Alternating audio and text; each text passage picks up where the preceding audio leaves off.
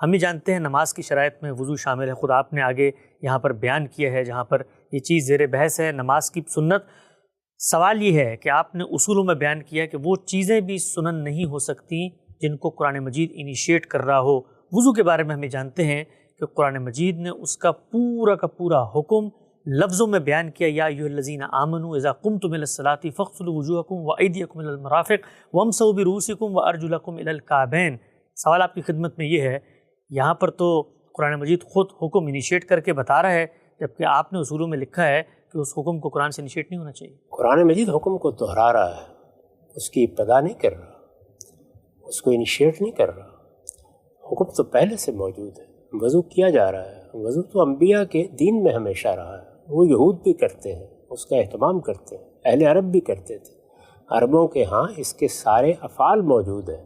یہ توضع کا فعل یا وضو کا لفظ ایک معروف لفظ ہے، یہ عربی زبان میں پہلے سے موجود تھا۔ یہ آپ جانتے ہیں کہ جب لفظ موجود ہوتا ہے تو اس کا مصداق بھی لازماً موجود ہوتا ہے۔ پھر یہ کہ جو آیت آپ نے پڑھی ہے یہ سورہ مائدہ میں ہے۔ سورہ مائدہ 5 ہجری پہ نازل ہوئی ہے۔ تو کیا آپ باور کرتے ہیں کہ اس وقت تک لوگ نماز وضو کے بغیر ہی پڑھ رہے تھے؟ رسالت مآب صلی اللہ علیہ وسلم نے بھی کبھی وضو نہیں کیا تھا۔ قرآن نے وہاں پہلی مرتبہ حکم دیا، وضو کیا جا رہا تھا، نماز وضو کر کے پڑھی جا رہی تھی، وضو سے لوگ واقف تھے۔ قرآن مجید اس میں ایک رخصت کو بیان کرنے جا رہا ہے، یعنی یہ بتانے جا رہا ہے کہ اگر کسی موقع پر پانی میسر نہیں ہے یا کوئی شخص مریض یا مسافر ہے تو وہ تیمم کر سکتا ہے۔ یہ حکم بیان کرنا ہے یا وضو کے بارے میں کوئی اور تصریحات کرنی ہے، اس کے لیے قرآن نے اپنے طریقے کے مطابق پہلے پورے حکم کو دہرا دیا ہے۔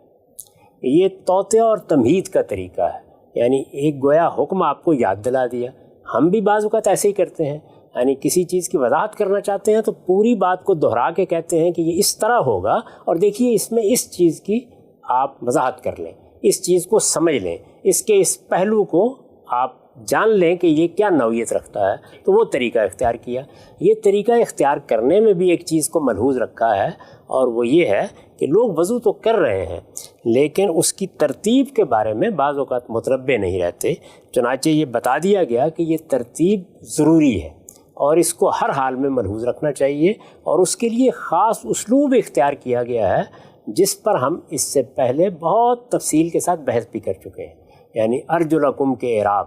اس میں بھی یہ بتایا گیا ہے کہ کس طرح قرآن مجید نے ترتیب کو واضح رکھنے کے لیے یہ طریقہ اختیار کیا۔ تو یہ اس نوعیت کی چیز ہے۔ اس کی ایک بڑی نمایاں مثال سورہ نساء میں نکاح کے محرمات ہیں۔ اچھا، یعنی وہ عورتیں جو نکاح کے لیے حرام ہیں، جن سے نکاح نہیں ہو سکتا، اس میں ماں کا ذکر ہے، اس میں بہن کا ذکر ہے۔ تو کیا آپ خیال کرتے ہیں کہ جب تک سورہ نساء میں یہ فہرست بیان نہیں ہوئی تو لوگوں کو نہیں معلوم تھا کہ یہ رشتے ممنوع ہیں؟ یہ تو ہمیشہ سے ممنوع تھے، یعنی آدم علیہ السلام سے لے کے تمام انبیاء کے یہاں ایسا ہی رہا، بلکہ دنیا بھر میں اگر دیکھیے تو ان رشتوں کو ممنوع سمجھا جاتا ہے۔ لوگ واقف تھے، لیکن قرآن مجید نے جب بعض رشتوں کے بارے میں وضاحت کرنا چاہیے، جس طرح رضائی رشتوں کے بارے میں یہ بتانا پیش نظر تھا کہ ان کی کیا نوعیت ہوگی، سحری رشتوں میں بعض نازک چیزیں بیان کرنا مقصود تھا تاکہ اس کے بارے میں لوگ متربع ہو جائیں۔ اسی طرح جمع بین الاختین وغیرہ کے بارے میں بھی صحیح اصول کی طرف توجہ دلانا مقصود تھا۔ یہ چیز پیش نظر تھی، اور سب سے بڑا مسئلہ کیا تھا؟ عربوں کے ہاں ایک بڑی خلاف ورزی ہو رہی تھی، وہ اپنے باپ کی منقوہ سے اس کی وفات کے بعد نکاح کر لیتے تھے۔ چنانچہ وہیں سے بات شروع ہوئی، اور جب بات شروع ہوئی یعنی پہلی بات وہی کہی گئی، اس کے فوراً بعد قرآن مجید نے تمام محرمات کو دہرا دیا۔ تو یہ گویا حکم کا اعادہ ہے، حکم کے بارے میں لوگوں کو متنبع کرنا ہے، اس سے متعلق بعض فقہی وضاحتیں یا بعض تفصیلات کو بیان کرنے کے لیے یا بعض چیزوں کی تفہیم کے لیے پورے حکم کو بیان کر دیا گیا ہے۔